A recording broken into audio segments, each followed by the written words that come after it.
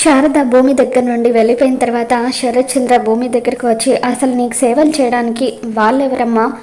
నీకు అమ్మ లాంటి అపూర్వ ఉంది కదా, అన్నీ తనే దగ్గరుండి చూసుకుంటుంది అని చెప్పి అంటూ ఉంటాడు.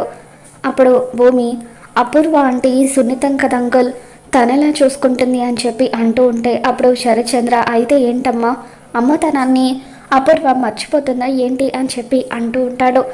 నాకు వాంతులు అవుతూ ఉంటే శారద ఆంటీ తన చేతులు పట్టింది అని భూమి అంటూ ఉంటే, అపూర్వ చెంగు పడుతుంది. ఇదిగో అపూర్వ, ఇక మీదట భూమికి ఏం కావాలన్నా సరే నువ్వే దగ్గరుండి చూసుకోవాలి, అమ్మాయికి ఏ లోటు రాకూడదు అని శరత్చంద్ర అంటూ ఉంటాడు. అమ్మ బావ నన్ను ఇలా ఇరికించావా అని చెప్పి అపూర్వ మనసులో అనుకుంటుంది. ఇక శరత్చంద్ర అక్కడి నుండి వెళ్ళిపోయిన తర్వాత భూమి అపూర్వ వైపు చూసి నవ్వుకుంటూ ఉంటే, ఏంటి అని చెప్పి అపూర్వ అంటుంది. ఏం లేదు అని చెప్పి, కొంచెం ఆ పాలు తాగిస్తారా అంటూ అపూర్వ చేత పాలు తాగించుకుంటుంది. ఇక పాలు తాగిన తర్వాత తన మూతిని అపూర్వ చెంగుతో తుడుచుకుంటుంది.